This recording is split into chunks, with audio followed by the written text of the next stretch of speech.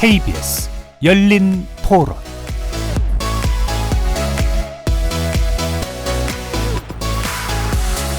안녕하십니까. KBS 열린 토론 정준희입니다. 지금 경찰권이 이제 사실은 너무 이게 많이 이게 확대가 된다는 그런 좀 우려가 있는 것 같아요. 권력이 강해지면은 남용의 여지는 또 많은 거거든요. 경찰의 중립성, 독립성을 유지해 주는 게 맞다고 생각해요. 현재 상태에서 좀 뭔가 보완을 해야지 통제하는 어떤 그런 거는 반대한다는 거죠. 너무 서민이랑 그렇게 관련이 없는데 너무들 정치적으로 사용하시려는 것 같아요. 좀 시대 상황에 따라서 맞춰가야 된다고 보니까 지금 그 행안부에서 하는 게 간섭하는 걸로 보이지만 또 지금으로서는 그게 맞는 것 같아요. 분명하게 경찰에서 해야 될 일, 그다음에 또 다른 뭐 행정부에서 해야 될 일, 뭐 검찰에서 해야 될 일을 정말 분명하게 하고 서로 견제하는 게 저는 옳다고 보고, 직접 우리 국민들이 수사권이 있는 데서 영향을 받잖아요. 영향받는 사람들이 또 어떻게 생각하고 있는 건지 그런 것들 의견 수렴을 많이 해서 견제는 필요하다고 보고 있습니다. 거리에서 만나본 시민들의 목소리 어떻게 들으셨습니까? 지난 21일 행정안전부 경찰제도 개선 자문위원회가 발표한 경찰권 견제 권고안의 파장이 커지고 있습니다. 경찰 그리고 시민단체들은 경찰권 견제를 명분으로 정부가 경찰 수사에 개입할 수 있다면서 반발하고 있고, 실제로 경찰의 정치적 중립과 수사 독립성에 대한 우려가 커지고 있는 것도 사실입니다. 공교롭게 권고안이 발표된 날 경찰 고위급 인사가 발표됐다 번복되는 일까지 일어나면서 정부와 경찰 사이에 균열이 드러나고 있는데요. 윤석열 대통령이 이 사태를 국기문란으로 언급하며 정부의 경찰권 견제에 힘을 실어주는 모양새이긴 합니다. 그래서일까 김창룡 경찰청장은 한 달도 채 남지 않은 임기를 채우지 못하고 사의를 표명했고, 이상민 행정안전부 장관은 경찰국 신설을 비롯한 경찰권 견제 권고안을 신속 추진하겠다고 밝혔죠. 행정안전부 자문위원회가 내놓은 경찰 통제 권고안, 경찰과 시민사회가 반발하는 지점은 어디고 어떤 파장을 낳게 될 것인지, 그리고 또 바람직한 경찰권 통제 방안은 무엇이라고 보는지 고민해보는 시간 갖도록 하겠습니다.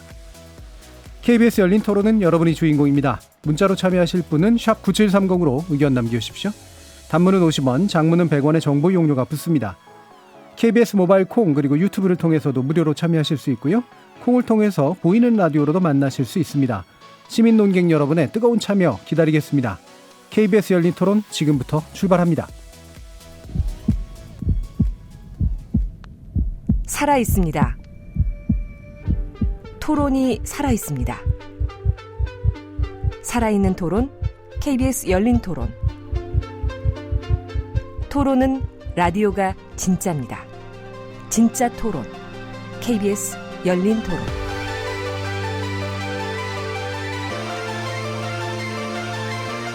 오늘 토론 함께해 주실 네 분의 전문가 소개합니다. 이웅혁 건국대 경찰학과 교수 나오셨습니다. 예, 안녕하십니까. 반갑습니다. 임준태 동국대 경찰사법대학장 자리하셨습니다. 예, 반갑습니다. 장영수 고려대 법학전문대학원 교수 함께해 주셨고요. 예, 안녕하십니까. 홍성걸 국민대 행정학과 교수 나와주셨습니다. 네, 안녕하세요. 자, 경찰의 민주적 운영 관리를 위한 권고안, 경찰 제도 개선 자문이 행안부에서 내놓은 것이죠. 여기에 대해서 평가들이 많이 엇갈리고 있는데요. 핵심은 경찰에 대해서 견제를 민주적으로 이제 하는 것이냐, 아니면 정부가 직접적으로 경찰을 통제하는 그런 수단이 될 것이냐, 전반적인 평가를 먼저 좀 들어보도록 하죠. 먼저 이웅혁 교수님 말씀부터 들어볼까요? 네, 이번 그 행안부 자문위 그 권고안은 과거에 그 내무부 장관, 치안국장, 지방경찰국장, 경찰서장 그리고 지파출소장으로 연결되는 이른바 그 일원화된 명령 체계의 복원이다, 이렇게 그 저는 요약을 하고요. 이것으로 인해서 700명 이상의 경찰서장급 이상들이 해바라기 경찰서장, 즉 바꿔 얘기하면 행안부 장관의 그 인사권을 향하는, 그리고 또 중요한 것은 파생적 효과로서 경찰서장이 되고자 하는 전국의 3,000여 명 이상의 경정 역시 리더십에 이를테면 경찰청장에 따르기보다는 우회적으로 다른 인사선을 발굴하려고 하는, 이 역시 행안부 장관을 바라보는 그런 것으로 변질될 가능성이 있고요. 지금 그 아직 검증되지 않은 뭐 공룡 경찰론이라고 얘기를 하고 있습니다만 이러한 그 이른바 공룡 경찰론을 통제한다고 하는 명목으로 사실상 공룡 행안부 장관이 될 우려가 사실 크지 않는가. 따라서 지금 이 안을 오히려 기회로 삼아서 즉 바꿔 얘기하면 이 안을 즉시 그 폐지하고 조금 형평적으로 데이터에 근거해서 하드 데이터에 근거해서 정말 시민과 경찰의 접점에서 어떤 현재 문제가 있고 왜 경찰이 이렇게 사실 약해지고 적극적인 현장 대응이 어려운지 이 주제로 적극적인 검토 또 여러 전문가들의 의견을 만들어서 시민의 안전에 포커스를 두는 그런 경찰 개혁이 필요하다고 생각해 봤습니다. 네. 자, 그럼 장영수 교수님 말씀도 먼저 들어보죠.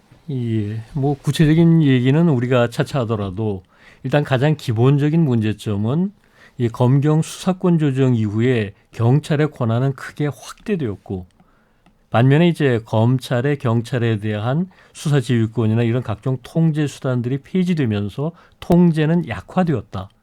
그리고 그로 인해서 경찰권의 오남용에 대한 우려가 커지고 있을 뿐만 아니라 실제로 일선에 있어서는 과거에 비해 가지고 이제 물론 업무의 과정이 있겠습니다만 이 경찰이 옛날 같지 않다. 뭐 여러 가지 이제 좀 버벅거리는 그런 일들이 발생하고 있는데 이걸 그냥 방치하는 게 과연 국민을 위한 것이냐. 저는 물론 여러 가지 우려들이 있는 것을 알고 있지만 이 우려 때문에 아예 손을 대지 마라라고 하는 건 옳지 않은 것이고 결국 합리적인 접점이 무엇인지를 고민해서 찾아야 된다. 그렇게 생각합니다. 예, 합리적 접점이 무엇인지 찾아야 된다. 이 구체적인 그 실 내용에 대해서는 뒤에서 이제 쟁점토를 통해서 아마 좀 밝혀주실 것 같고요. 자, 임준태 교수님 말씀 듣겠습니다. 예, 가장 좀 특별한 건요. 그동안 30여 년 동안 경찰청에서 이 경찰 공무원들에 대한 인사라든지 뭐 징계라든지 감찰이라든지 이런 걸 잘 해왔습니다. 실제 뭐 정권이 바뀌었다 하더라도 갑자기 경찰권이 남용이 돼서 국민적 뭐 공분을 사서 야 이거 뭐 거대적인 경찰 권력 이제 통제하지 않으면 난리 난다. 이런 식의 어떤 구체적인 정황들은 사실 없습니다.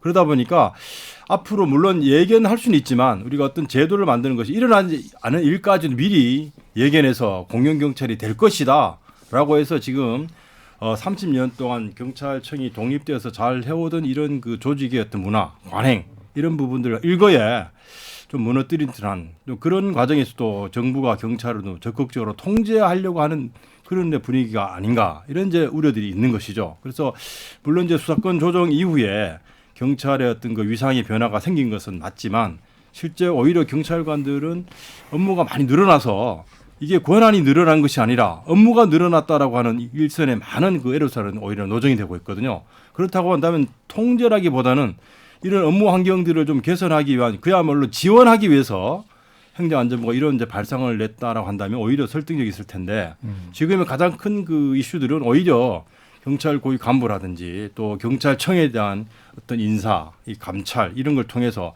옥죄는 듯한 그런 인상들을 갖고 있기 때문에 오히려 새로운 정부가 이 검찰개혁 이후에 경찰권에 대한 어떤 새로운 장악 이런 이제 오해를 사고 있다라고 저는 평가를 받고 싶습니다. 예.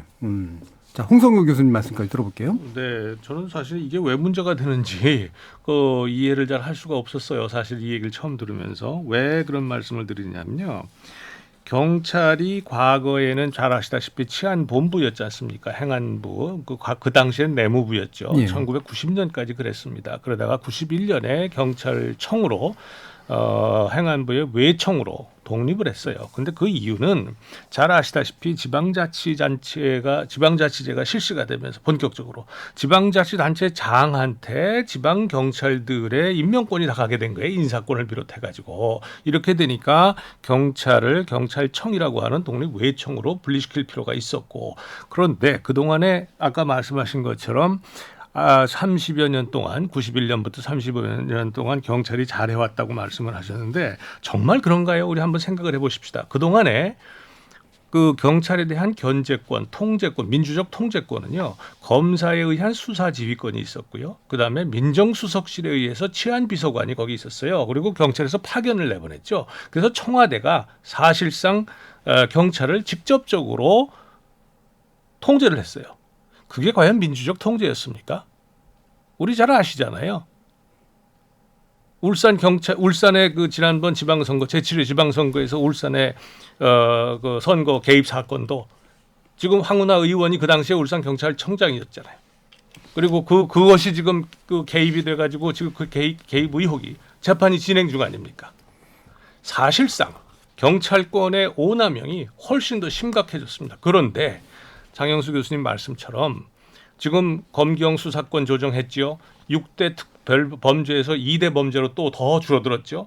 앞으로 연말이 지나면 그것마저도 모든 수사권이 경찰로 갑니다. 향후 2024년인가 5년이 되면 대공수사권마저도 경찰에 갑니다. 그런데 사실상 정부조직법과 경찰청법과 이걸 모두 종합해보면 행정안전부 장관이 행사해야 될 민주적 통제권을 그동안에 검찰과 민정수석실에서 행해온 거예요. 그거를 정상화시키는 게 지금 이번 이 권고안의 핵심입니다. 그런데 그걸 가지고 자꾸 문제를 삼으니까 저 같은 행정학자가 보기에는 이 여러 가지 법령이나 지금까지의 모든 그 정부조직법상의 기본 원리를 볼 때 이건 지극히 당연한 민주적 통제권의 확립인 것이지 이게 왜 문제가 될까 이런 생각이 드는 겁니다. 예, 자세한 내용 다시 말씀드리겠습니다. 예, 알겠습니다.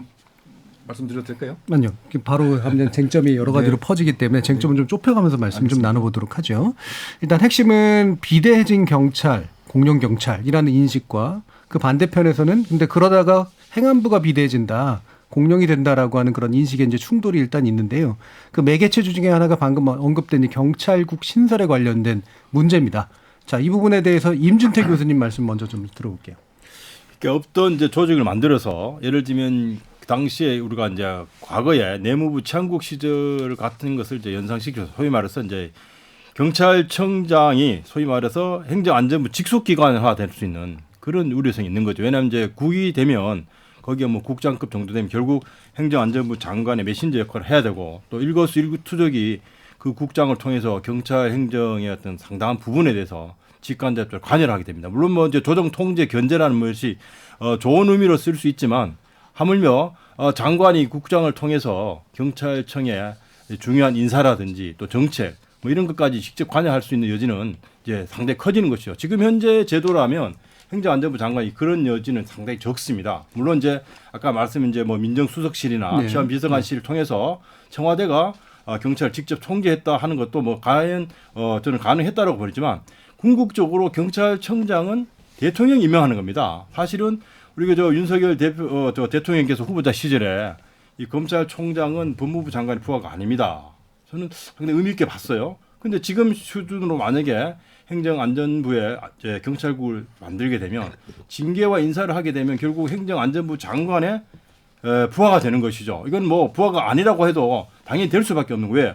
경찰청장이 인사를 하지 못했던 인사를 행정안전부 장관이 하게 되면 경찰청장이 지방청장이나 경찰서장 인사 못하죠. 그러면 이런 경찰 간부들이 누구를 따르겠습니까? 이건 지위상에 있어서 상당히 공백을 또는 이중적인 소위 말해서 시어머니가 한 명이 더 생기는 그런 상황이 되는 것이죠. 그래서 저는 오히려 이 경찰청장은 대통령이 임명한다는 궁극적인 우리가 절차를 봤을 때 굳이 행정안전부 장관이 또 국장을 통해서 경찰까지 통제하는 것을 옥상옥을 만들어서 물론 뭐 견제나 통제가 어떤 의미에서는 이 경찰의 전횡을 막을 수 있는 여지는 있습니다. 그러나 이 제도가 자칫 잘못 흘러가게 되면 오히려 경찰청장의 상관이 2명이 되는 것이죠. 뭐 그런 관점에서 본다면 이 행정안전부의 경찰국 설치가 나쁜 관점에서 본다면 여전히 문제가 있을 수 있다 하는 그런 관점입니다. 예, 바로 또 홍성규 교수님 반론하실 것 같은데. 네. 예.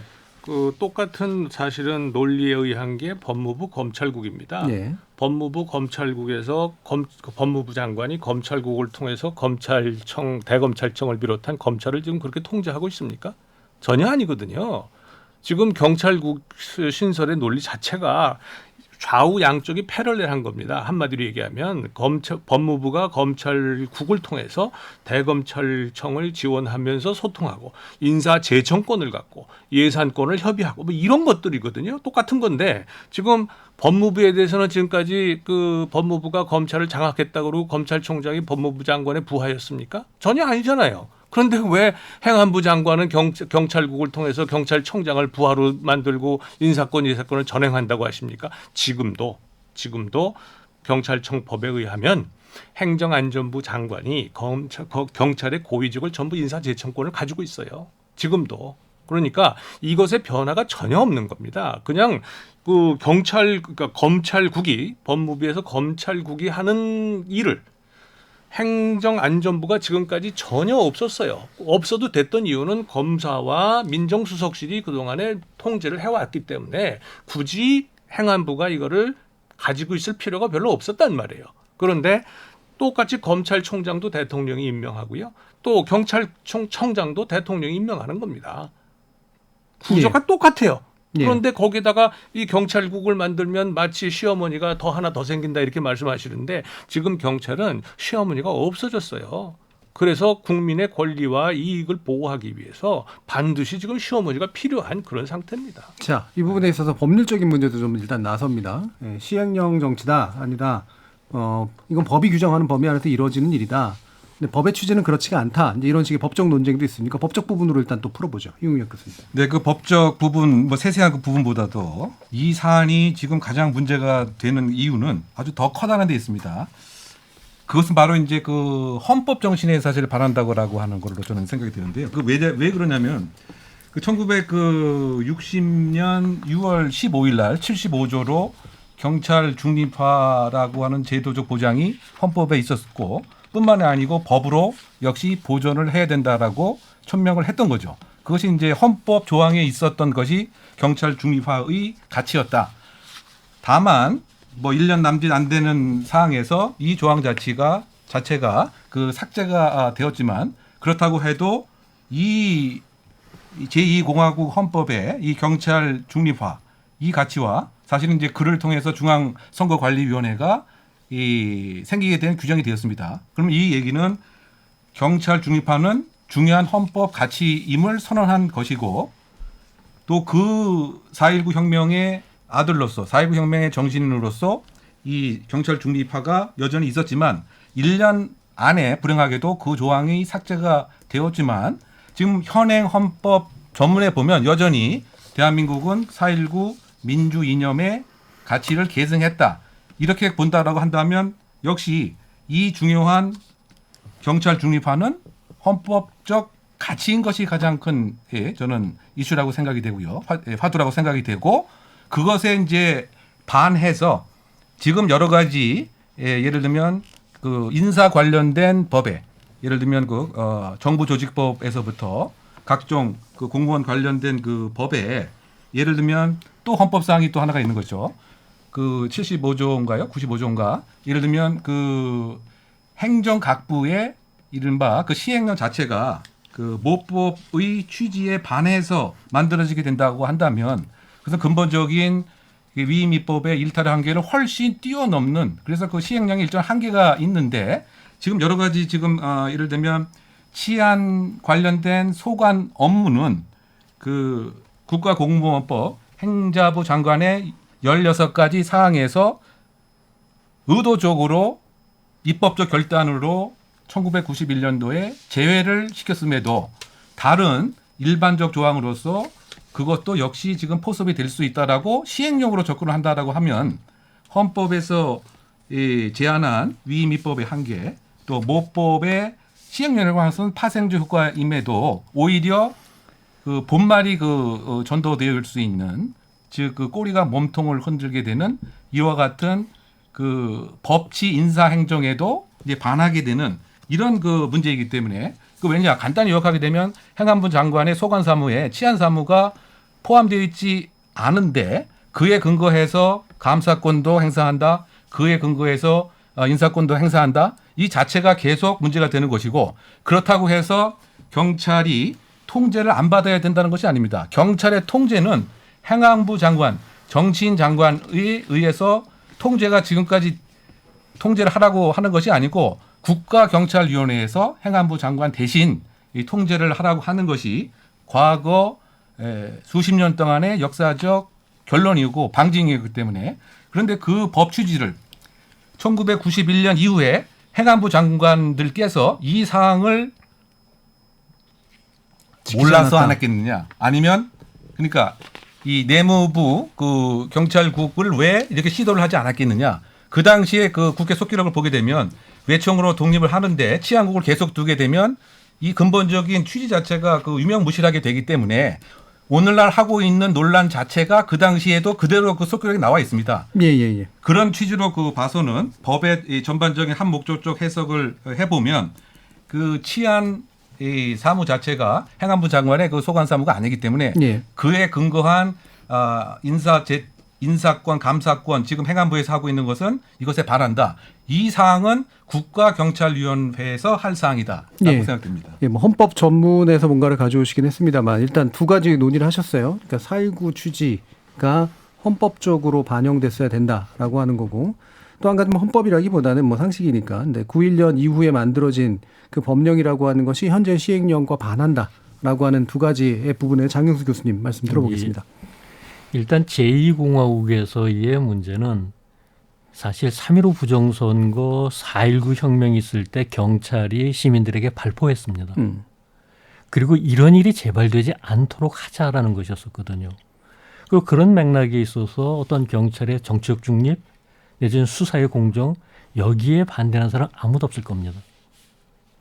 지금 현재 뭐 행안부 장관이든 혹은 윤석열 정부 자체에 대해서 이러려고 이거 개혁하는 것이냐라고 묻는다면 절대 아니라고 하겠죠.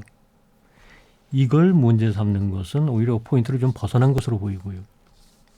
구체적인 문제로 들어가가지고 그럼 과연 그것이 헌법 제75조 위반 내지는 법치주의 위반 이런 얘기들이 나오는데 이 부분에 대해서는 일단 정부 부처 내에 국을 경찰국이라고 하는 국을 하나 신설하는 것이 입법사항이냐 법률로 꼭 정해야 되는 사항이냐 그건 아닙니다.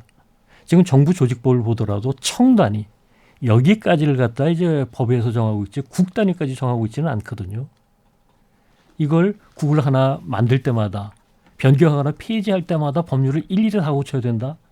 현실적으로 맞지 않는 얘기입니다.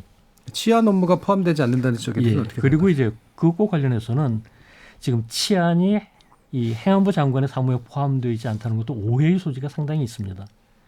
저도 이것 때문에 이제 정부 조직법 개정의 역사를 쭉 한번 살펴봤는데 치안 사무가 쭉 있다가 빠진 때가 언제냐면 1990년 정부 조직법 개정입니다.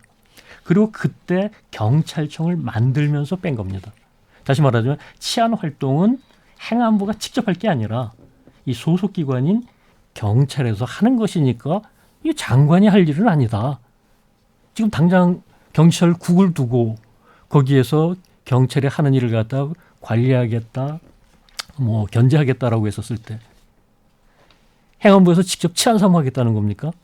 그건 아니지 않습니까? 예, 경찰국은 치안 사무를 직접 담당하는 기관이 아니다. 그렇죠. 예. 결국 경찰이 담당하고 이걸 제대로 하는지를 관리 통제하는 것이지 치안 사무 자체를 갖다가 직접 할 이유는 없는 겁니다. 그리고 현행 정부조직법을 보더라도 어찌됐건 이 경찰청이나 혹은 소방청이나 이런 것들이 이 행안부 소속하에 외청으로 있으니까 여기에 대해 가지고 이를 포괄하는 안전이나 재난 같은 것을 행안부가 담당하는 것으로 이렇게 이제 넓은 개념으로 바꿔놓은 것이거든요. 예. 그렇기 때문에 이 치안이라는 용어가 없기 때문에 경찰국 신설이 안 된다. 이건 저는 무리한 해석이라고 봅니다. 예, 이건 더 의견을 좀 더 들어봤으면 좋겠네요. 예, 사실 뭐 1974년에 우리가 이제 민방위 본부가 생기면서 소방이 이제 그 내무부에서 빠져나갔거든요. 소위 말했던 치안 본부에서 예, 민방위 본부하고 이 소방이 빠져나가면서 이 경찰과 원래 같이 있었던 조직입니다. 네. 해경도 96년도 이제 또 해양수산부 넘어갔거든요. 사실 우리나라의 이제 행정안전부는 이 옛날에 그 총무처 기능까지 이제 하게 된 것이죠. 사실 독일이나 프랑스처럼 내무부 장관이 치안이라든지 테러라든지 안전이라든지 국경 통제까지 맡고 있는 확실한 나라 있습니다. 그런 경우는 뭐 사르코지 그 내무부 장관 그 전에 이제 대통령을 하셨잖아요, 최근에.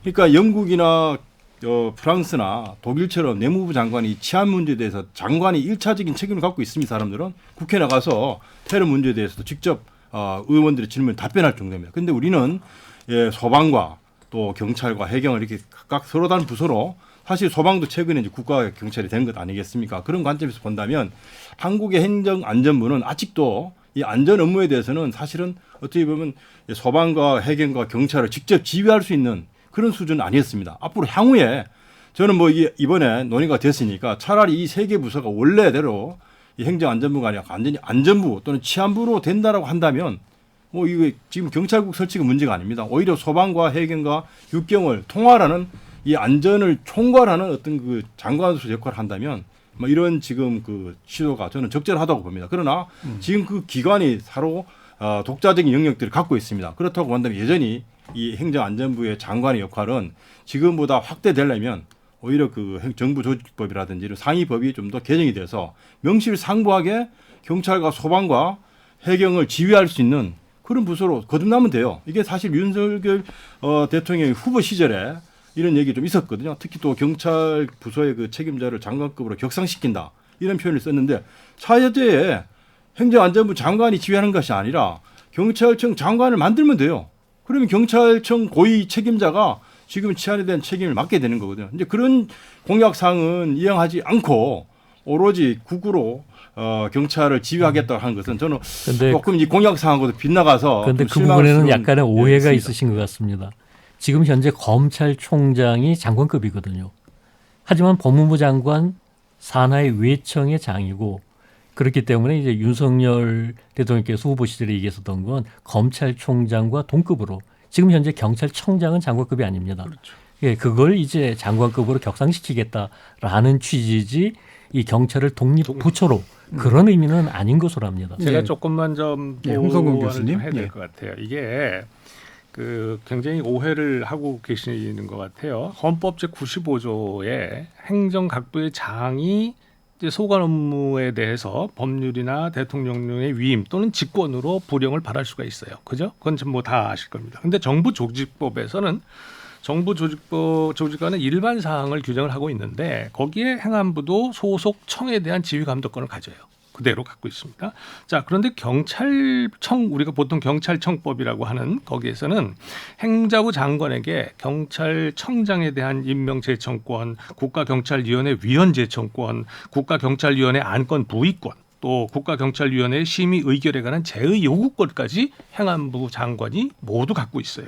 그러니까 경찰공무원법은 또 거기다가 행안부 장관에게 총경 이상의 경찰 공무원 제청권, 또 경무관 이상의 강등 및 정직 뭐 이런 그 징계에 관한 사항도 요구할 수 있게 돼 있어요. 자, 이렇게 포괄적으로 경찰의 고위 간부에 대한 인사권이나 징계권, 감찰권을 포괄적으로 경찰청 법이 행안부 장관에게 지금 위탁을 하고 위임을 하고 있는 겁니다. 거기에 지금 정부조직법 34조가 행정안전부에 관한 그 내용인데요. 소관사무를 제1항에서 나열하고 있는데 거기에서 지금 말씀하신 것처럼 치안이라고 하는 두 글자가 빠져 있어요. 그건 아까 말씀하신 것처럼 91년도에 개정하면서 이렇게 된 겁니다. 그런데 대신에요.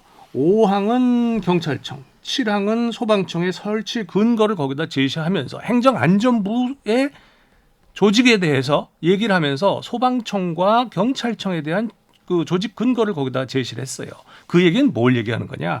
소방청이나 경찰청, 아까 얘기했지만 해양경찰청은 해수부 관할이니까 이 둘은요 부령을 발할 수가 없어요.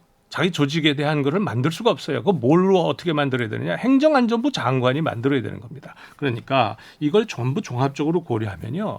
정부 조직법상의 치안이라고 하는 두 글자가 없기 때문에 행정안전부가 만드는 게 위법이 한다는 것은 그건 절대 있을 수 없는 해석입니다. 소방청이나 경찰청과 관련된 모든 조직은 전부 행정부 장관이 부령으로 발하게 돼 있는 거예요. 그러니까 여기서 지극히 당연하게 치안사무가 다 경찰청이 을 설치하면서 경찰청을 통해서 치안을 하도록 돼 있으면서 경찰청장을 비롯한 모든 간부, 국가경찰위원회 모든 간부, 모든 위원 이걸 전부 행안부 장관이 지금 제청하도록 돼 있는 건데 그래서 대통령이 임명하는 건데 아니 행안부 장관에게 조직의 경찰국 신설 혹은 경찰실 신설이라고 하는 조직권이 부령으로 없다는 게 그게 말이 되겠습니까? 그것이 없으면 지금 이 규정 자체 정부조직법 규정 자체가 전부 다 실행 불가능한 조항이 됩니다.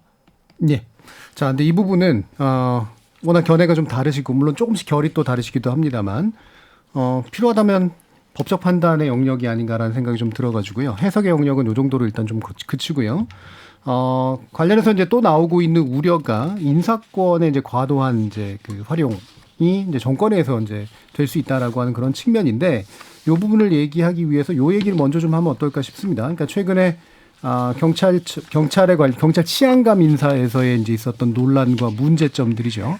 이 부분이 또 경찰과 행안부 각각의 또 해명도 굉장히 좀 다르고요. 계속 말도 좀 바뀌는 면도 좀 있고 해서요. 과연 이게 실체는 뭐냐에 대해서 얘기해 주시면서 이것이 이제 인사에 관련된 문제와 어떻게 좀 연동될 수 있는가에 대한 이야기를 좀 여쭙고 싶습니다. 이 부분은 이웅혁 교수님 먼저 좀 네, 말씀해 그 주시죠. 인사권과 이제 관련된 그 이야기를 조금 나눠서 좀 네. 하고 싶은데요. 일단은 지금 이론화된 명령 체계의 그 과거의 인사권이 그 내무부 장관이 어떻게 문제 있게 활용을 했느냐 이것부터 저는 좀 얘기를 하고 싶은데요. 예. 아까 이제 그 헌법 가치와 관련된 얘기도 합니다만 그 내무부 장관 그 최인규라고 하는 그 분이 치안국장 그 당시 뭐 이강학 씨로 이제 기억을 하는데요. 그 인사권을 그 이제 활용을 해서 전국 경찰 그 서장들을 특정 시기에 내무장관실에 불러서 면담을 해서 정치적인 그 목적을 강요 아닌 강요를 하게 이르렀습니다.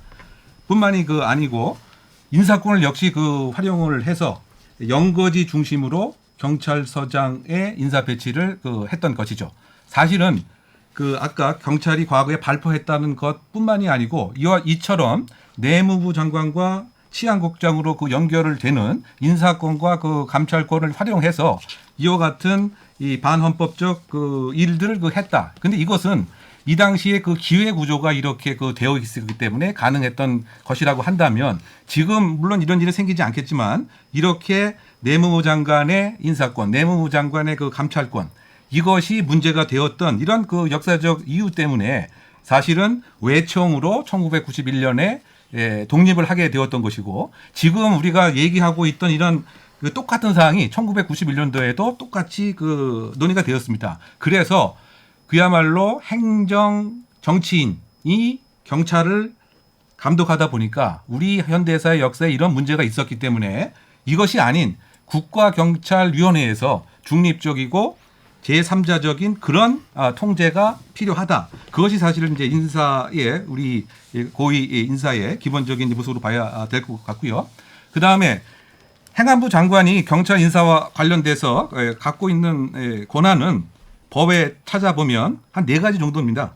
아까 잠깐 말씀하신 것처럼 국가경찰위원회에 부의권을 행사할 수 있고요. 제2호권 행사할 수 있습니다.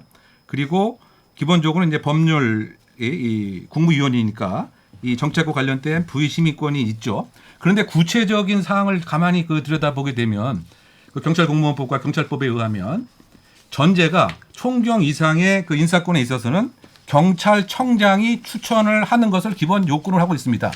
그런데 지금 행안부에서 그 권고한 것은 이 경찰청장의 추천권 자체를 사실상 무력화시키는 거죠. 왜냐? 행안부 장관이 그 추천 인사위원회를 맡는다고 하니까. 자, 두 번째, 그 경찰청장의 경우는 그 절차가 물론 이제 행안부 장관이 임명 제청권을 갖고 있습니다. 그런데 그 전제되는 것이 국가경찰위원회의 동의를 받아.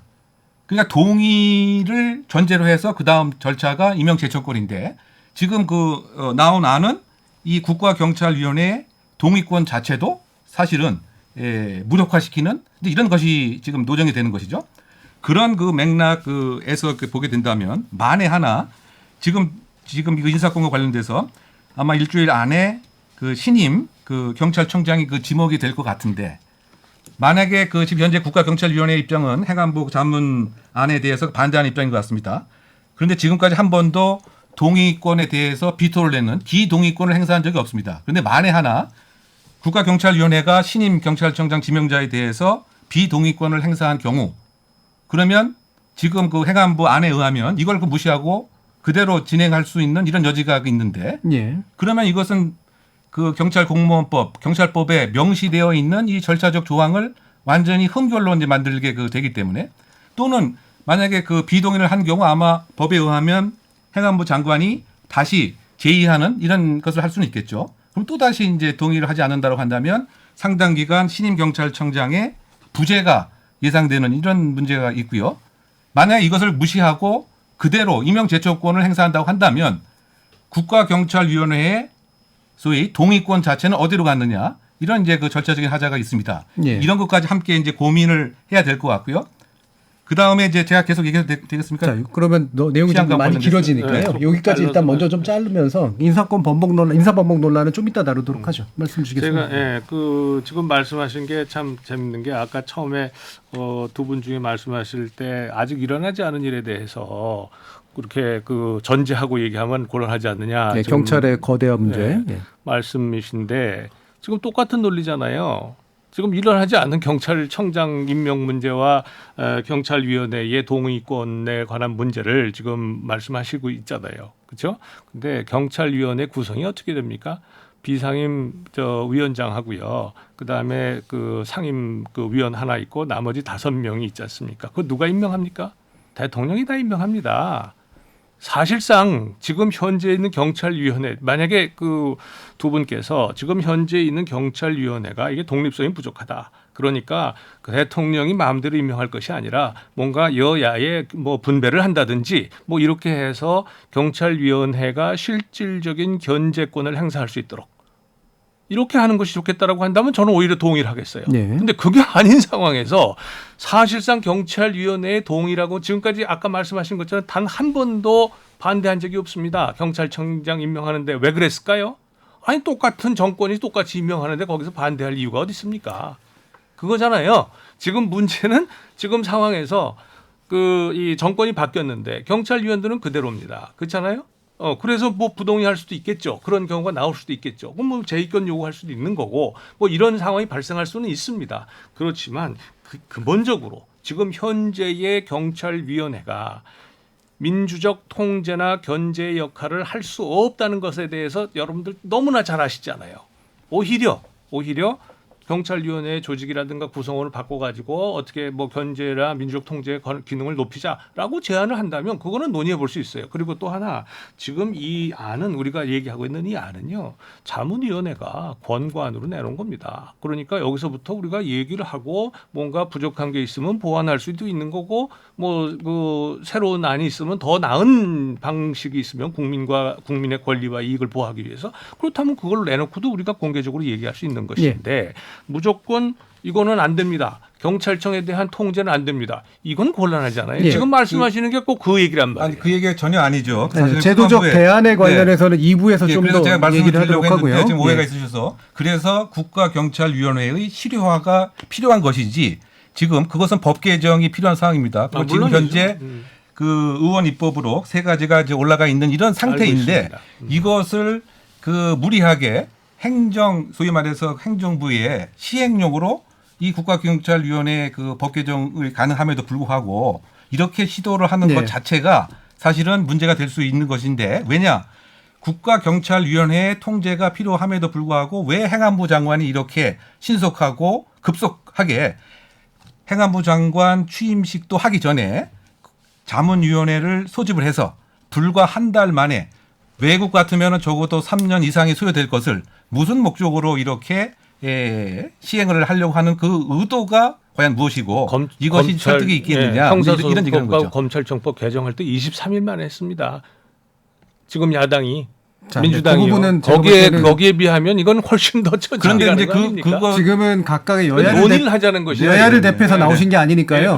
기존 정부나 현 정부의 문제를 얘기하실 필요는 없을 것 같고요. 그 얘기하는 게 아니라 이게 자꾸 빠르다고 말씀하시니 제가 드리는 말씀이에요. 이건 지금 논의하자고 안을 내놓은 건데 확정한 것도 아니고. 근데 그럼에도 불구하고 이렇게 상당히 행안부 장관이 사실은 내일 발표를 이 관련돼서 해야 되는데 하루가 더 빨라지게 된 이유에서부터 조속하게 진행을 하겠다. 더군다나 경찰청장이 그에서 반해서 유사일에 사퇴를 하고 뭐 이런 사항 자체가 이른바 소위 말해서 다른 이른바 친검찰적 인사들이 소위 국가 권력 개편을 다시 재개편을 하려고 하는 이제 그런 목적으로밖에 이제 해석될 수 없고 알겠습니다. 이 사항에서 정말 경찰에게 개혁이 되는 국민들이 바라는 경찰 상황하고 이것이 지금 관련이 되어 있는 것이냐 아니면 이른바 그 부분은 충분히 우려는 전달을 일단 하셨고요. 계속해서 얘기가 늘어지니까 다른 두 분의 이야기를 들어야 될 것 같습니다.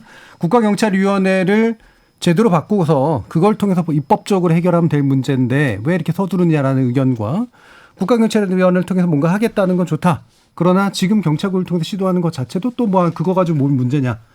논의할 수 있는 부분 아니냐라는 의견이 일단은 지금 좀 나와 있는 상태고요. 구체적인 제도 개선안은 2부에서 논의할 테니까 현재 인사 문제가 왜 이렇게 되면 꼬이거나 꼬이지 않는가에 대한 판단을 좀 더 해주시면 될 것 같습니다. 장 교수님. 일단 두 가지 관점에서 말씀을 드리겠습니다. 첫 번째로는 이 경찰 간부에 대한 인사권, 징계권이 있으면 안 되는 거냐. 이게 정부가 경찰을 장악하는 거고, 그렇다면 과거에는 인사권, 징계권이 없었던 거냐. 도대체 어떤 차이가 정말로 그렇게 심각하냐. 사실 경찰국 신설이라는 말만 빼고 얘기를 한다면 상당 부분은 그대로거든요. 그리고 여기서 이제 우리 또 한 가지 비교할 것이, 아까 이제 이 법무부 검찰국하고 말씀을 주셨는데, 이 법무부 장관의 검찰에 대한 인사권, 징계권 그동안에 어땠습니까? 실제로 검찰총장에 대해서까지 징계 회부하고 그러지 않았습니까? 징계권, 인사권이 없는 정부라면 또 어떻습니까? 경찰에 대한 통제를 완전히 손 놓는 것이 되고 경찰권 오남용에 대해서 통제가 불가능한 이런 것이 되어버릴 겁니다. 결국 문제의 핵심은 자꾸 인사권이나 징계권 그 자체가 혹은 경찰국 신설 그 자체가 아니라 경찰 수사에 대해서 정치권이 개입을 한다든지 결국 정책 외압에 의해서 수사 자체가 왜곡된다든지 이런 걸 막아야 되는 것이고, 저는 과거에 검찰개혁 논의에 있었을 때 조국 전 장관이 인사권을 통한 개혁을 주장을 했었는데 저는 그건 아니라고 봅니다. 하지만 또 거꾸로 경찰의 중립성을 위해서 정부의 인사권이나 징계권이 완전히 배제돼야 된다. 이것도 또 옳지 않다고 생각합니다. 결국 합리적인 기준과 절차의 문제고, 수사, 지금 모든 것이 아닙니다. 수사에 대한 정책 개입 여지를 차단하는 데 초점을 맞춰야지 모든 개입을 갖다 다 차단하겠다. 모든 통제를 다 차단하겠다. 이거는 아닙니다. 예. 자, 이거 이 논의 발달이 아마 제가 추정하건데 지금 이제 대통령실 또 우리가 최근에 뭐 검찰 특정 직역의 출신 인사들이 이제 대거 포진하면서 이 정권 초기 어떤 그 정책 판단이나 결정이 이 검찰 검사들의 오랫동안 어떤 직무 관행들, 소위 말 경찰은 통제해야 된다. 이 수사권이 이제 가서 비대해지니까 쟤들은 그냥 놔두면 안 된다. 이런 어떤 그 농담만 진담만으로 경찰을 하대하는 이 초기에 군기를 잡아야 된다. 이런 식의 그 분위기가 감지되는 것이죠. 그래서 이 논의 초점이 사실 수사권 조정 이후에 경찰 위상의 변화에 대해서 우리가 우려될 수 있는 부분들을 견제하고 감시한다. 뭐 이런 관점에서 아마 출발이 된 것 같아요. 그러다 보니까 지금 예상치 못한 이제 인사, 징계, 사실 인사라고 하는 것은 공무원 사회에서 대단히 중요합니다. 특히 경찰관들은 총경되기 위해서는 엄청난 그 자기 직무의 어떤 전문성과 또 노력이 필요한데, 만약에 지금까지도 어려웠는데 행정안전부 장관이 이것까지 이제 실시하게 되면 아마 경찰청장은 총경 인사 못합니다. 그러면 이 경찰관들이 또는 뭐 경찰 고위 간부들이 지금까지 한 명의 시어머니도 사실은 눈치 보기가 쉽지 않은데, 이렇게 되면 이제 경찰관들이 어떤 이제 상황이 생기느냐. 저는 인사라고 하는 부분은 사실 좀 대단히 좀 신중하게 접근해야 되는데, 원래 추진하려고 했던 것 어떤 수사권 이후에 어떤 경찰의 사법적 통제 쪽으로 갔어야 되는데, 문제는 이걸 인사나 징계라든지 감찰을 통해서 뭔가를 한다라고 접근하다 보니까 원래 우리가 좀 중점을 두었던 것은 경찰 수사 과정에 또 국가수사본부를 정말 독자적으로 더 잘할 수 있는지 이런 쪽이 논의가 됐어야 되는데, 이 자문위원회의 권고안이 자칫 제가 볼 때는 좀 핀트가 맞지 않은 그런 방향이 아닌가 그런 생각이 좀 듭니다. 알겠습니다. 자, 일단 일부에서의 논의는요. 일단 이 정도로 쟁점 정리를 하는 것으로 하고요. 과연 올바른 제도 개선의 방향이 무엇인지가 계속해서 얘기가 나오고 있기 때문에 이어지는 2부에서 이 부분에 집중적으로 토론해 보도록 하겠습니다. 여러분은 KBS 열린 토론과 함께하고 계십니다. 토론이 세상을 바꿀 수는 없습니다. 하지만 토론 없이 바꿀 수 있는 세상은 어디에도 없습니다.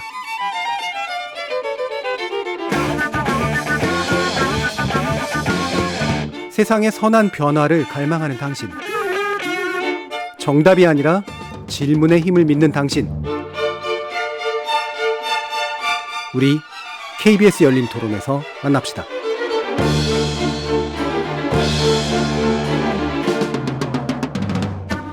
KBS 열린 토론, 경찰국 설치 문제를 비롯한 경찰권 통제 논란에 대해서 얘기 나누고 있는데요. 임준태 동국대 경찰사법대학장, 장영수 고려대 법학전문대학원 교수, 홍성걸 국민대 행정학과 교수, 그리고 이웅혁 건국대 경찰학과 교수, 이렇게 네 분의 전문가와 함께 하고 있습니다. 자, 쟁점으로 들어가면 뭐 사실 검찰 정부에 대한 경찰의 불안감 또는 뭐 시민들의 불안감 이런 것들도 물론 이제 배경에 깔려 있는 거기도 하고 그런 오해도 좀 존재하는, 오해가 될 만한 소지도 존재하는 것 같습니다만, 결국 핵심은 아까 임 교수님도 말씀주셨듯이 검경 수사권 조정 이후에 자칫 비대해질 수 있는 검찰권의 문제, 그리고 검찰 수사에 대한 이제 인권적 어떤 방향성의 문제, 이런 것들을 이제 논의하는 것이 만약에 기초라고 한다면 제대로 된 이제 경찰에 대한 민주적 통제 내지 민주적 관리 방안이 무엇이냐, 이 부분일 것 같아요. 그리고 아까도 이제 국가경찰위원회에 대한 이야기들은 뭐 상당 부분 또 비슷하게 나오신 측면들도 좀 있어서 이 방향성에 대해서는 그럼 어떻게 보시는지 홍성경 교수님 먼저 좀 말씀해 주시죠. 그 경찰청법에 총경 이상의 그 경찰 간부에 대해서 행정안전부 장관이 인사 제청권이 있어요. 그러니까 그 얘기는 뭐냐면 뭐 초안을 경찰청에서 만들고 막 이렇게 하죠. 그것을 행정안전부에서 직접 초안 만들고 이런 일은 안 합니다. 마치 검찰에서 똑같이 하는 것처럼. 그리고 법무부의 검찰국과 협의를 해가지고 어느 정도 초안을 만들면 그거를 법무부 장관하고 검찰총장이 만나서 협의를 하는 거죠. 물론 그 전에 뭐 민정수석실을 비롯해가지고 관련된 것이 비공식적으로 개입을 해온 것이 또 사실입니다. 경찰도 사실은 그래 왔어요. 여태까지 그렇게 안 한 게 아니에요. 다만 그냥 그렇게 해서 이제 합의가 되니까 되게 그러면 뭐 소리 소문 없이 그냥 행정안전부 장관의 제청권이라는 것이 사실상 형식적으로 행사된 것뿐이죠. 그런데 지금 상황은 우리 앞에 다 얘기했지만 이제는 경찰의 모든 수사권이 집중되게 돼 있는데 이 수사 업무와 관련해서 통제할 수 있는 지금 메커니즘이 전혀 없이 된 상태가 돼버린 겁니다. 민정수석실 없어졌죠. 그 검찰의 수사권 없어졌죠. 그러니까 지금 경찰만 덩그러니 남은 거예요. 그러다 보니까 자, 기존에 있는 경찰청법에 있는 인사권, 뭐 예산권, 기타 감찰권, 뭐 징계권, 이게 다 이미 있는 거예요. 이것을 그 경찰과 협력해서 하려면 행정안전부 내에 검찰의 법무부의 검찰국처럼 뭔가 이것을 행정적으로 조직적으로 뒷받침할 수 있는 지원 조직이 필요해진 겁니다. 그래서 경찰국을 만들린다고 한 건데 그거를 마치 행정안전부 장관이 인사권을 전행한다든가 뭐 이렇게 지금 오해들을 하고 계신 것 같아요. 그러니까 이게 아니니까 지금 그런 위험성을 지적하신 것만으로도 제가 볼 땐 충분한 겁니다. 그리고 보다 더 구체적으로 그러면 행정안전부 장관이 어떻게 인사권이나 징계권을 행사할 것인가. 그래서 지난번에 법무장관 추미애 장관이나 박범계 장관처럼 그런 이상한 징계권, 인사권 행사하지 말고 제대로 법의 취지에, 입법 취지에 맞게 이렇게 행사하자.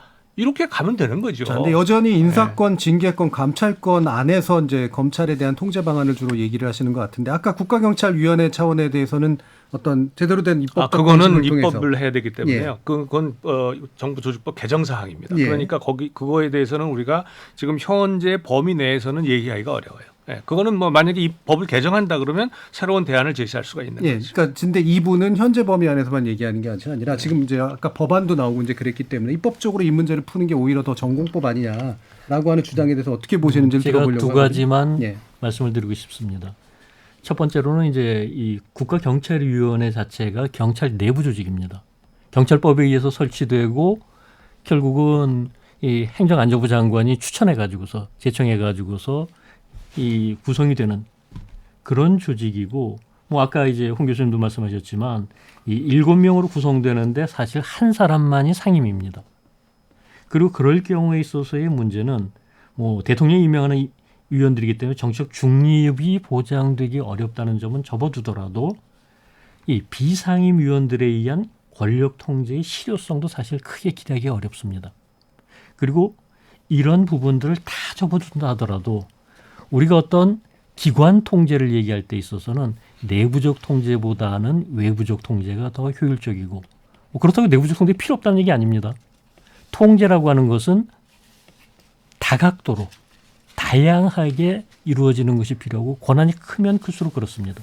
뭐 당장 대통령만 하더라도 뭐 국무회의 심의라든지 국무총리나 장관들, 소속 장관들의 부서라든지 이 절차적 내부적 통제도 있고 또 다른 한편으로서는 국회의원 통제나 법원 헌법재판소의 통제도 있습니다. 이게 이제 국가경찰위원회에 의한 통제가 있으니까 다른 건 필요 없다라는 논리는 그건 타당하지 않다고 보는 겁니다. 결국 그건 그거대로 앞으로 합리화시키고 개선할 필요가 있지만 그 외에 그동안에도 있었던 이 검찰의 수사 지휘권을 통한 통제가 없어진 공백, 이 공백을 채워나갈 수 있는 새로운 외부적 통제는 필요하다.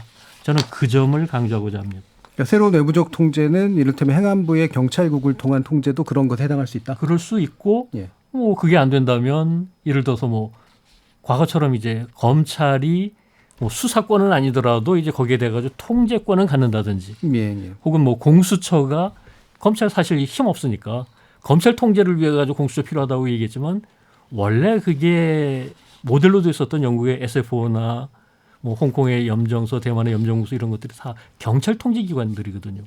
이거 이제 좀 구조개혁을 통해 가지고 경찰 통제하도록 만들든지 어찌됐건 외부적 통제는 필요하다고 봅니다. 국가경찰위원회를 재편한다고 하더라도 다른 외부적 통제 방안들은 필요하다. 임재택 교수. 지금 조금 제가 뭐 오해가 소지가 하나는 정정하고 넘어가겠습니다. 이 국가경찰위원회 행정안전부 소속입니다. 그 전에는 경찰청 안에 건물 별도로 쓰다가 경찰청 청사 안에 있으니까 마치 이 경찰위원회가 경찰청 소속인 것처럼 오인이 받아서 최근에 인근 다른 건물을 옮겼습니다.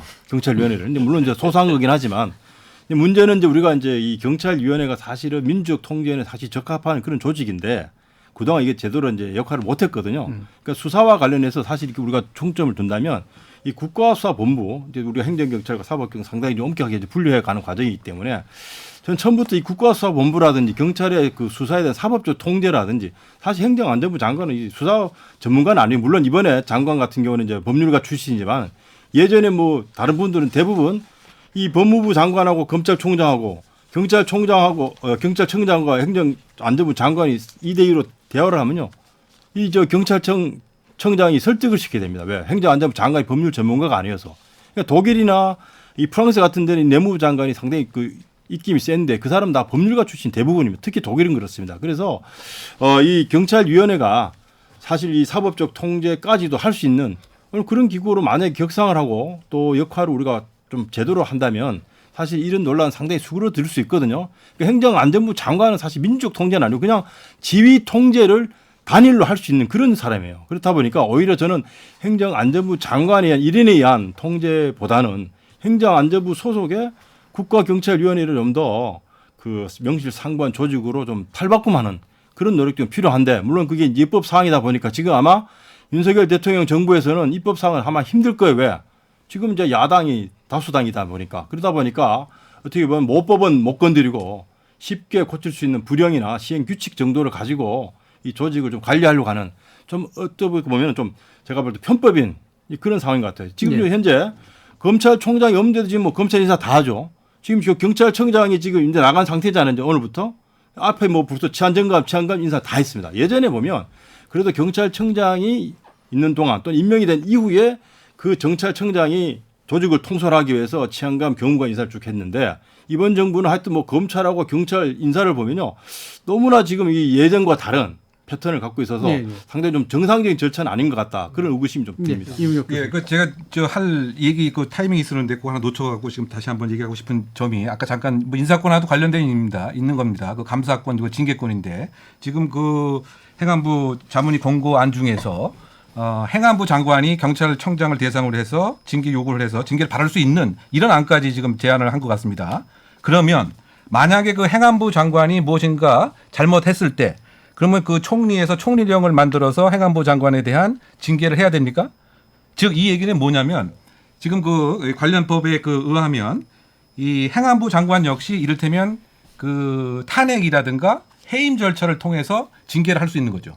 경찰청장도 마찬가지입니다. 경찰공무원법과 헌법 등에 의하면 그 탄핵이나 해임을 통해서 할 수 있는 것이지 이것을 행안부 장관이 지휘 규칙을 만들어서 경찰청장을 그 징계를 하려고 하는 그 시도 그 자체가 상당히 의문스러운 거죠. 행안부 장관이나 경찰청장이나 관련법에 의하면 똑같이 해임 또는 탄핵의 그 대상이 되어 있는 이런 상황인 것이죠. 그렇다 본다면 이 목적 그 자체가 다른 통제를 위해서 소위 말해서 아까 제가 말씀드렸던 이론적 명령 체계를 계속 시도하려고 하는 이제 그런 것이 아닌가 그 점을 꼭 지적을 하고 싶고요.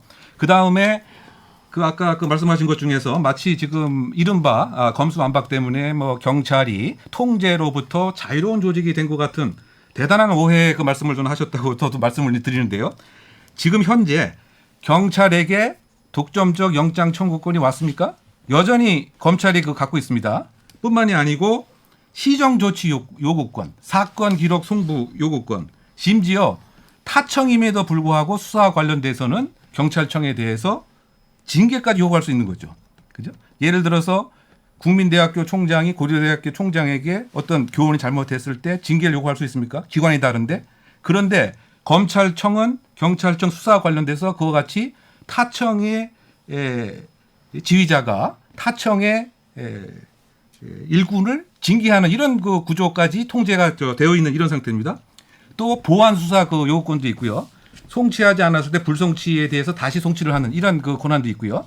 그리고 그 현장에서는 이 오히려 이 이른바 그 검수완박 이후에 재수사 요청이 너무 빈번해져서 과거보다 더 많은 그 통제가 되고 있다. 뭐 이런 그 평가도 계속 나옵니다.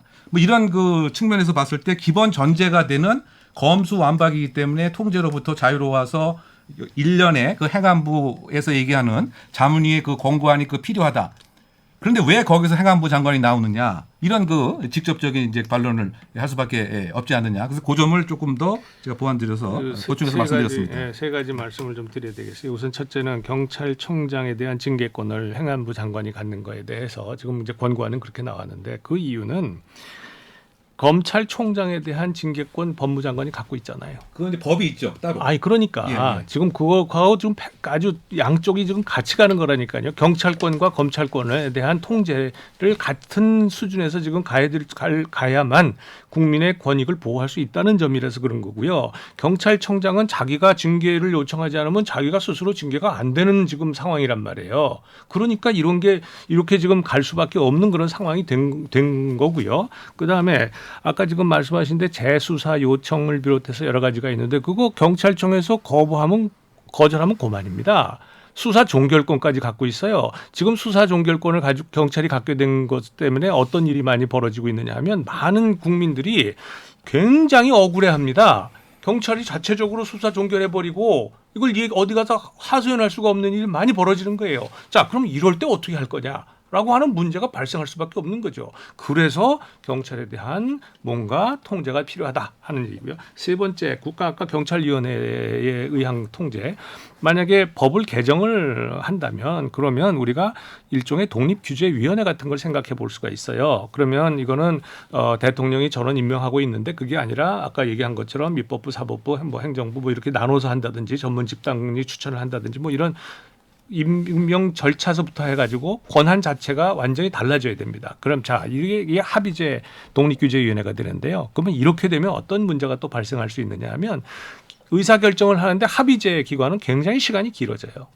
그러면 경찰을 통제하는 통제기관이 이게 얼마까지 길어지는 것을 우리가 국민이 인내할 수 있는가, 그것이 국민의 이익인가라고 하는 것도 우리가 재검토를 해야 되거든요. 그래서 저는 만약에 이걸 법을 개정을 한다면 독립규제위원회를 이 국무총리실 산하에 신설하면서 뭔가 경찰의 외부 통제 가능성 이거는 한번 가능성과 필요성을 논의해볼 필요가 있다고 봐요. 네. 그런데 지금 권고안에는 그런 건 없으니까 그래서 제가 이런 지금 이 상황에서 우리가 최선을 다해서 할 수 있는 것은 검찰하고 똑같이 경찰국을 신설을 해서 양쪽을 동일한 선상에서 우리가 권력기관에 대한 통제를 하자.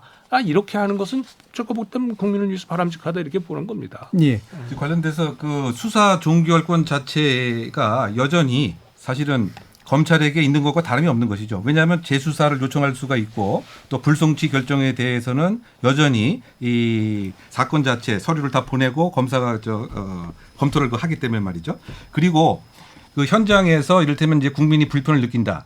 가장 큰 그 이유는 수사경찰관의 권한이 이른바 비대해져서 늘어나서 그런 것이 아닙니다. 왜냐하면 지금 그 검찰의 수사 분야가 그 6개에서 현재 이 3개월 후면 이제 2개로 줄어들고, 그러면 논리적으로 봐서도 그러면 검찰 인원이 10,000명이면 거기에 비례해서 3분의 2만큼의 검찰 수사관을 경찰로 이관을 시켰어야 되는 거죠. 그러면 그 국민들이 기다리고 뭐 불편해하고 그런 것 자체가 당연히 해소가 됐을 텐데, 이것은 여전히 그 존재한 그 상태에서 이것을 근거로 해서 이른바 그 공령이 돼버렸다. 만약에 그 8,000명의 또는 6,000명의 검찰 수사관이 경찰로 이관이 됐다고 한다면 정말 그 공령이 됐구나, 뭐 이렇게도 생각해 범직한데 전혀 그렇지 않은 겁니다. 또 한편으로 봐서는 이른바 힘이 있는 그런 부서인데 왜 현장의 그 베테랑 그 형사들이 이 장소를 기피를 하느냐?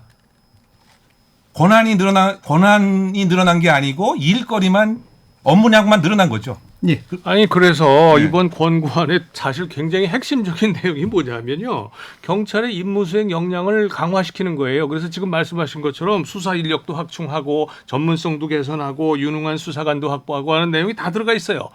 그런데 그 얘기는 지금 이번에 권고안에 들어가 있는데 이 얘기에 대해서는 입도 뻥끗 안 합니다. 지금 말씀하신 그 문제가 있기 때문에 이 여기를 수사의 공정성 강화와 경찰의 그 인프라 확충을 위해서 다양한 제언을 하고 있어요. 이게 권고 아닙니다. 그러면 이 권고안에 대해서 구체적으로 방식을 어떻게 할 거냐. 지금 말씀하신 것처럼 검찰이 가지고 있는 베테랑 수사 인력을 경찰로 이관한다든가 국가수사본부로 뭐 이런 얘기를 논의할 수 있는 거 아니겠어요? 근데 그걸 논의하지 않지 않았습니까? 아니 그건 권고안이니까. 사실은 이제 행안부와 이제 법무부 장관이 해야 될 것이 그것이고. 자, 두 분만 얘기하는 게 아니라 나머지 두 분도 말씀을 드려야 되기 때문에요. 일단 여기서 끊고요. 사실 뭐 견해 차이가 워낙 좀 다르신 부분도 좀 있고, 근데 동시에 이제 인력 부분이라든가 이렇게 현장에서 경찰 수사가 잘 어려워지고 있는 그런 부분들에 대한 또 여러 가지 다른 논점들도 있으니까 그 부분 일단 빼고 다시 이제 수사권이 그래도 강화가 된 거지 않습니까? 경찰에게. 그렇기 때문에 생긴 우려에 대해서 어떤 식으로 지금과 같은 제한된 방법 말고 어떻게 통제하는 게 바람직하다고 보시는지 임 교수님 말씀 주시죠. 일단 뭐 국가수사본부가 그래도 이번 수사권 조정 과정에서 좀 특별한 조직으로 다시 이제 만들어진 거거든요. 뭐 그런 관점에서 행정경찰과 사법경찰을 구분하고, 또 수사경찰이 사실 좀 제가 이제 비교하는 나라가 이제 독일입니다. 독일은 뭐 주마다 좀 차이는 있습니다만 거기는 아예 순경을 뽑지 않은 주가 6개 주입니다. 아예 경찰관을 다 경위급으로 다 뽑습니다. 그러니까 그건 뭐 돈하고 관련이 있기도 하지만 경찰관이 자질을 높이기 위해서 아예 순경급 9급이 아니라 국정원이나 또 경호처처럼 7급으로 전부 다 선발하게 되면 더 우수한 이제 인재들이 경찰에 유입되는 것이죠. 그렇다고 본다면 이 수사 경찰의 어떤 능력이나 어떤 조직의 효율성을 위해서는 지금보다 훨씬 더 색다른 좀 접근이 필요합니다. 단순히 뭐 승진시켜서 일하자 하는 사람을 뽑을 게 아니라 아예 뭐 지금 이제 로스쿨 졸업한 경감들을 대거 영입해서 경찰의 수사 역량까지 본갈 수 있는 그런 조직을 탈바꾸면 아마 이번에도 권고안이 그런 경찰의 어떤 그 수사권 조정 이후에 이런 문제점을 좀 개선하게 하는 내용들이 좀 더 중점적으로 좀 앞에 좀 중요한 이슈로 나왔더라면 훨씬 좀 설득력이 있었을 때 그 부분은 뒤로 쭉 빠지고요. 기타 뭐 경찰 제도 발전위원회를 아마 대통령위원회 구성하자. 앞에 이제 인사 제청 뭐 이런 관리 감독하기, 지휘 통제하기 위한 이런 이제 용어들이 너무 앞 전면에 등장하다 보니까 권고안이 원래 의도했던 것이 저는 100% 이해를 할 수는 없지만 상당히 좀 왜곡될 수도 있다. 그렇다고 본다면 적어도 수사권 조정 이후에 경찰 위상에 대한 어떤 그 사법적 또는 행정적 통제가 필요하다라고 하는 관점에서 좀 더 구체적으로 권고안들이 좀 냈더라면 지금의 우리가 인사권과 뭐 감독 또 징계 여기에 우리가 매몰되지 않았을 건데 좀 아쉬움이 있습니다. 인사권 징계만 지나치게 매몰된 감이 있다. 뭐 의도했던 의도하지 않았건 간에. 자, 장영수 교수님 말씀까지 듣죠. 예, 저는 지금 일단 이 경찰국 신설에만 초점을 맞추는 여기에 문제 있다는 점에 전적으로 동의하고요. 그런데 이렇게 된 것이 과연 자문위 의견 때문이냐 아니면 경찰이 거기에 대한 어떤 날선 반응 때문이냐 이 부분도 이제 조금은 생각할 필요가 있다고 생각합니다. 일반 국민들 대부분이 결국 검경 수사권 조정 이후에 물론 검찰 업무량 많이 늘었지만 권한도 늘었고 그 두 가지가 함께 가고 있다고 생각을 합니다. 그런데 이제 일반 국민들이 가장 불편을 느끼는 것은 이 늘어난 업무량에 비해서 단순하게 인력 부족이 아닙니다. 이게 검찰에서 하던 게 이제 법률 전문성을 가지고 처리하는 문제들이 상당히 많았었거든요. 그런데 그걸 경찰에서는 과거 검찰에 넘기면 되는 문제였었는데 이걸 직접 해야 되니까 그 과정에서 지체되고 어려워하고 심지어는 뭐 변호사 이제 선임된 사람에게 변호사 보고 당신 이거 좀 정리해 보시오라고 한다든지 변호사 없는 사람한테는 더 기다리시오 하고 자꾸 늦춘다든지 이런 것들에 대한 불만이 터져나오고 있는 상태거든요. 그리고 그런 문제들을 갖다 어떻게 해결할 것이냐의 문제와 또 한 가지 문제.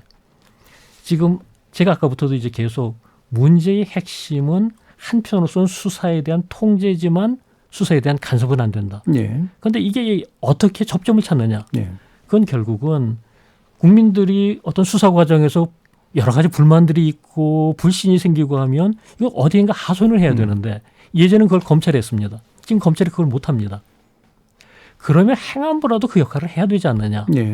불만을 받아들이고 이런 불만이 있으니까 이런 방향에서 해결하시오라고 경찰에 전달하는 역할이라도 해야 됩니다. 하지만 개별 수사에 대해 가지고 이렇게 해라 저렇게 해라 관여하는 것은 그건 지금 검찰에 대해서도 그렇게 못하도록 하고 있었던 건 마찬가지로 지금 경찰법에서도 그렇게 경찰청장조차도 그렇게 못하도록 하고 있지 않습니까?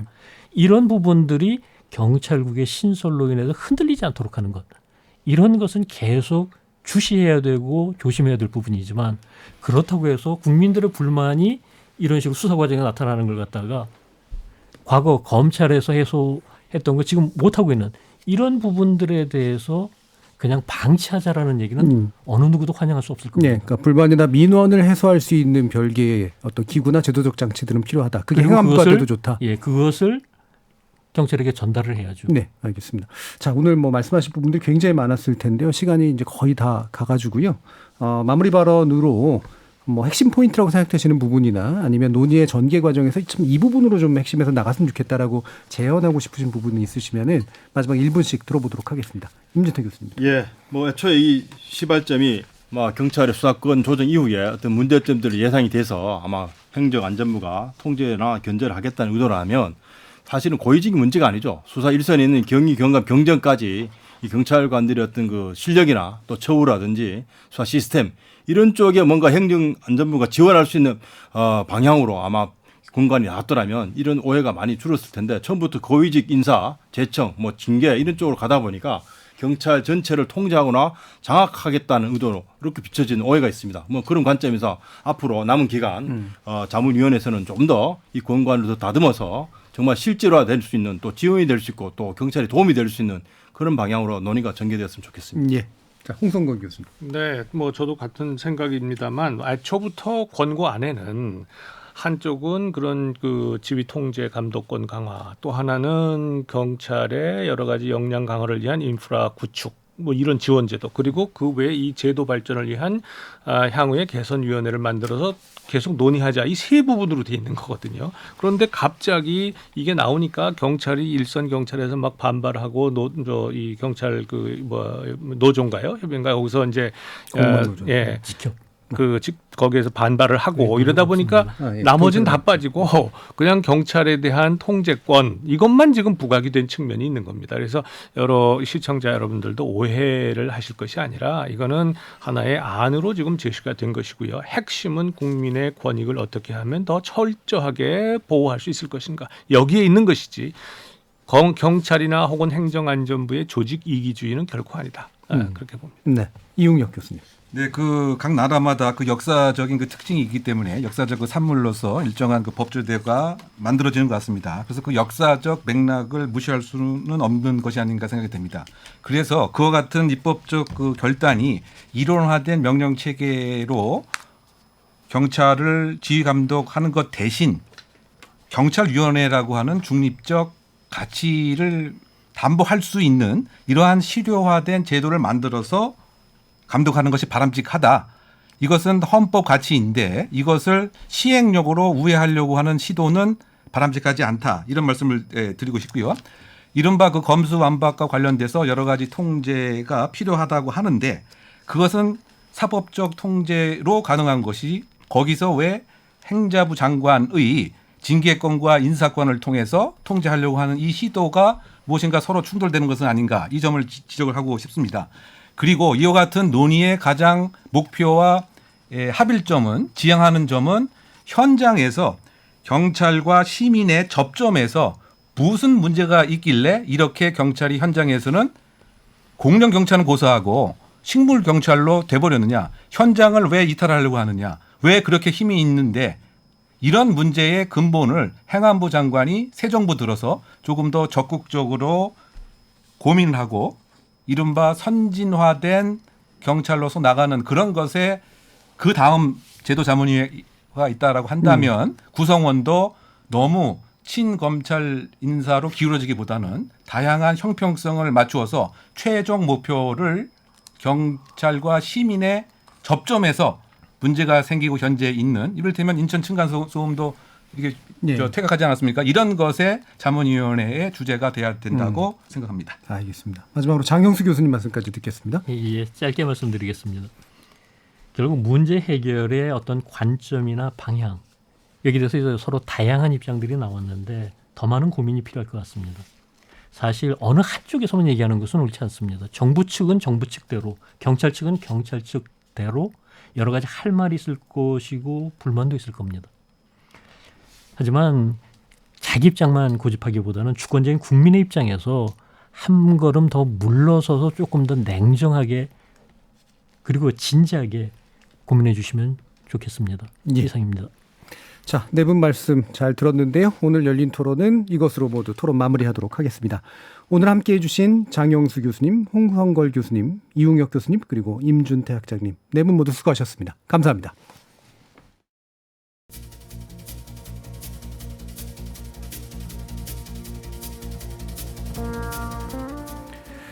검찰, 경찰과 같은 권력기관에 대한 민주적 통제의 의미는 무언지, 이들이 가져야 할 정치적 중립성과 독립성은 또 어떤 제도적 기초 위에서 성취되는지 정권에 따라 그리고 정파에 따라 참 다른 말들을 심지어는 자기 모순적인 말들조차 많이 합니다. 정책 견해와 정책적 방법론은 다를 수 있어도 큰 줄기에서의 정책적 지향은 비슷할 거라고, 그래서 정반합의 진통을 거쳐서 제도적 진전을 이룰 거라고 믿었던 분들에게는 참으로 무색하게도 말이죠. 지금까지 KBS 열린 토론 정준이었습니다.